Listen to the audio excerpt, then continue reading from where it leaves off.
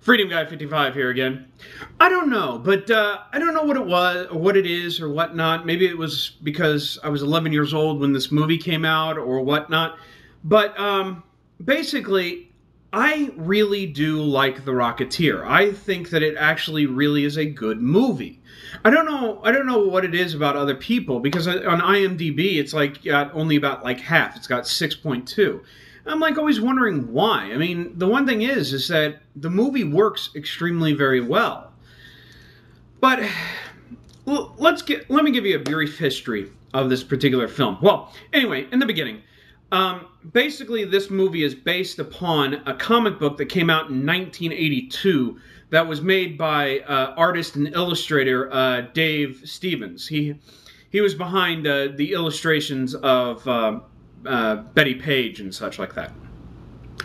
Well, anyway, he wound up creating a comic book character called the Rocketeer, and apparently in this graphic novel, they adapted it for screen in 1991.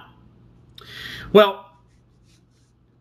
the thing is that this movie did come out when I was 11 years old. I probably saw it around when I was like 13 or so, and I actually extremely enjoyed this film. The thing is that this movie is about a pilot, right? That I should say stunt pilot, who winds up doing some shows and whatnot. He stumbles upon a government rocket pack. Or a rocket, a government rocket pack. I don't think that he knows it's the government. He just stumbles on the rocket. And the thing is that he winds up, taking it, and him and his friend wind up actually fiddling around with it, and then, trying to test it out and whatnot. And these two characters, one is played by Billy Campbell. You might know him from like the OC and the 4400. He's also he also played in a movie called Enough, so he's not really been in a lot of movies. And then his friend, who's the mechanic, who helps him with his planes and such. He's actually played by Alan Arkin. You might actually know him from playing the Chief on Get Smart. Well, anyway, they wind up fiddling around with this machine and contraption and such, and then he winds up deciding to put it on. And then he winds up, having a hard time controlling it and crashes with it. And then he says he really likes it. But, and then his friend winds up actually making a helmet for him to actually help him with direction. So, anyway, at a particular type of show that he winds up doing when he does his stunts and such, certain particular kind of people are in danger. I think it's like kids or something. I'm not sure, but he winds up saving them in the uniform of the Rocketeer, and all of a sudden he becomes this huge celebrity by the press, and they're like, hey, and they call him the Rocketeer and everything. So people know him to be this now hero. Apparently, though, we have this actor who actually hired these gangsters to steal the actual rocket from a facility. And the gangsters wound up losing it. Well, the actor wants this rocket for some mysterious reasons. You don't know.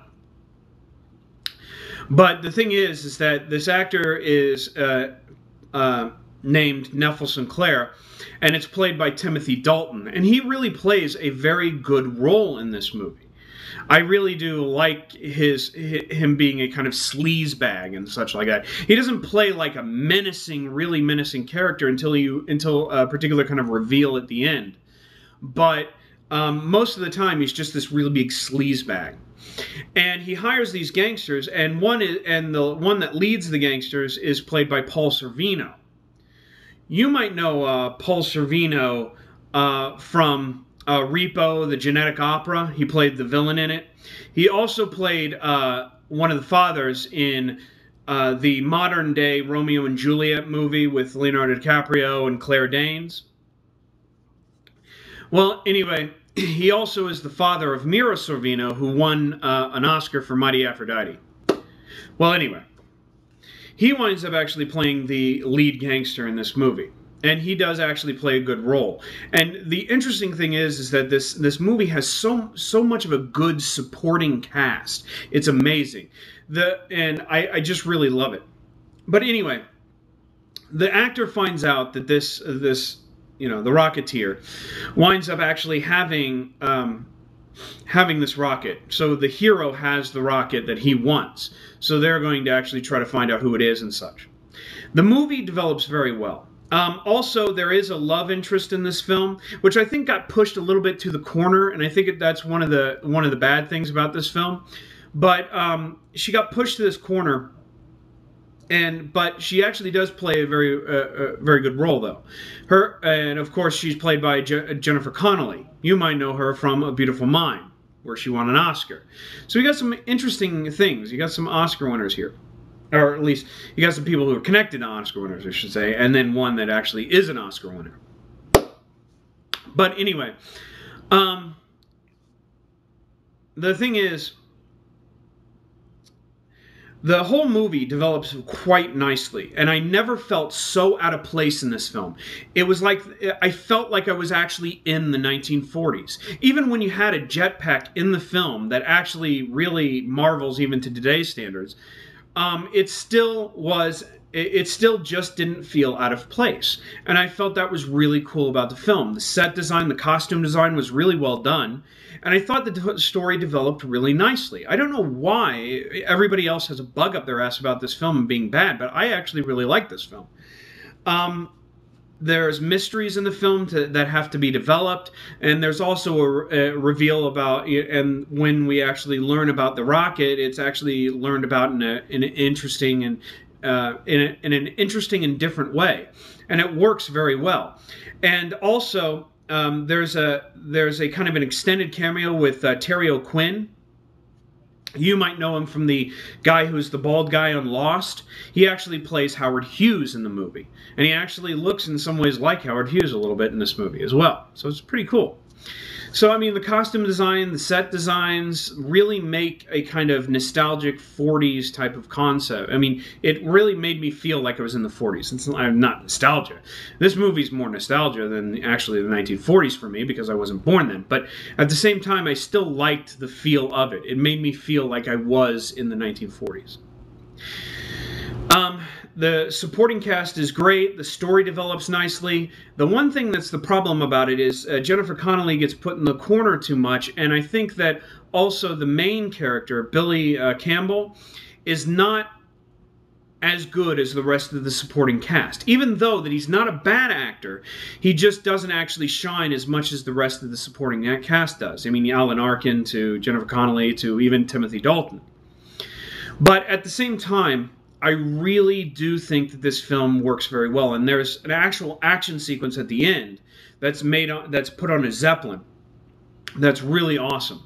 Well, at least I thought it was awesome for the time. I mean, it may not be awesome today, because this movie is not really like your usual action romp where people are fighting each other constantly or whatnot. But it still has a pretty decent premise to it, and I did really like it. But of course, maybe it's because I was young and I actually really find it in some way in my heart to like this film. But I still enjoy it. And it is a good film to see, and I do recommend it, and I give it 4 stars. Yes, I do give it 4 stars. It's done very well. It's fun. It just has some flaws in it, so I don't give it any more than 4, because of course I go by 5 stars, by the way. But I don't know what other people are. I mean, maybe it's because why other people have a bug up their ass about this film. But as far as anything else, I enjoyed it. Maybe it's just because it's not really the action romp that many people want to believe in. I don't know. Or really like. Who knows? I don't know. I really don't know. But I really love it. And I love this film. And it's not one of my best films ever, but it's still a good film. But anyway, though I do recommend it, and if you want to ever rent it or whatnot, and I like to actually say that this movie was actually directed by Joe Johnston, who actually also directed Captain America, the new Captain America movie. So you can understand why he was actually meant for this role. Why he was meant to direct Captain America. two heroes, 1940s, and also, that kind of thing. So if you get a chance, watch the movie. See what you think. If you don't like it, well, you have no taste. No, I'm just kidding. But I do recommend it. I do wish that you would see it. So, but I don't have anything else to say. I guess that's it. And I thank you for your time, man. Have a nice day.